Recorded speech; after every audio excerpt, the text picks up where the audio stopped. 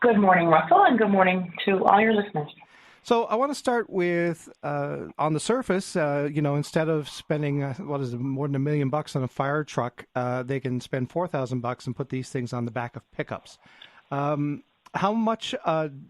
useful do you think these things will be in rural communities?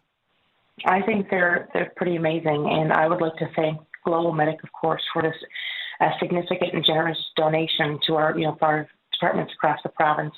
32 departments, obviously, as announced, will certainly avail of those, and so they're certainly much appreciated, and we welcome more. If there's more they want to donate, of course, to fire departments across Newfoundland and Labrador, that certainly would be welcomed. But that said, though, it's a great announcement, but we would like to know exactly what departments did avail. There were 32 trucks that pulled up at a distribution location in Mount Pearl, as we are aware, and 32 departments will avail of this.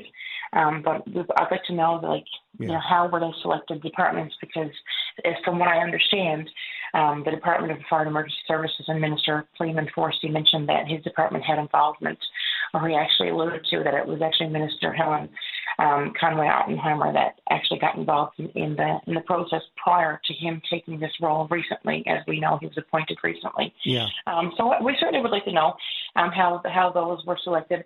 As you know, there were some significant wildfires just last season in the Conception Bay North region, in the North Shore, as well as Holyrood in different parts of the province. Well, I was going to ask. I was just going to ask about that because, as far as we know, I mean, we had Justin Bolt from Marystown on, so it looks like they're getting one. But at this point, you haven't heard if any of the fire services in your district, which were affected by those wildfires last summer, you haven't heard if anything's coming their way. No, so we haven't heard any confirmation on exactly which departments will receive them.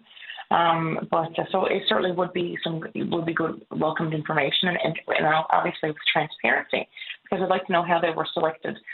Also, as we know, fire season is fast approaching. I mean, we've got a lot of snow, and unfortunately, it seems there's a little bit more snow in the forecast. But that said, hopeful it won't be so dry this coming fire season than what we saw last. I mean, it was unprecedented, as we know. But that said, too, we'd like to know more as well. What's happening. There were a lot of promises made. So where are they too with the fire breaks? I know that was a promise made in the Conservative platform. So where are they too with this? Will funding be announced? Will the province be constructing these fire breaks and throughout the province and areas? Obviously, that we would have seen that fire breaks be extremely beneficial last year, as well as training. And there was a promise to hire even more. I think it was 50 plus more wildland firefighters in the province. And as we know, Russell, what we saw, it's extremely important to develop relationships with other provinces. And we even saw personnel and aircraft come from the United States to assist us last summer. So we had a lot of help. And again, hats off to John Hogan at the time, who was Premier and who handled that really well. And everybody on the ground, all volunteer firefighters as well as career firefighters, everybody who came together last season, hats off. But we really need to be prepared going into this fire season. So these are all questions, that we'd like to know. And we're looking forward to seeing what's going to come down in the budget with regards to extra supports and equipment for volunteer firefighter departments across Newfoundland and Labrador. We've only got 30 seconds, but I do want to ask you this.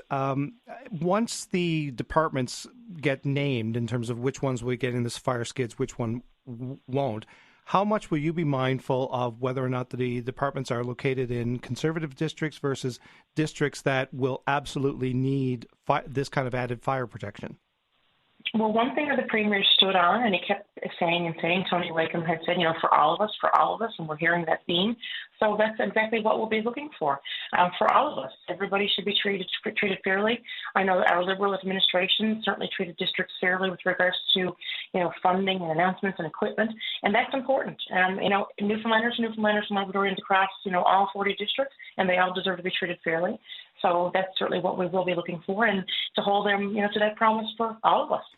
Well, we've certainly heard a lot from residents in your district about the help they require following last summer's wildfires. So, like yourself, I don't think the folks in your district will be very quiet about it. So, I'm glad you could join us for a few minutes to bring this up, and thanks for being here. We'll be watching this, of course, as this story develops. Pam Parsons is the MHA for Harbour Grace Portergrave. She's also the opposition critic for Fire and Emergency Services.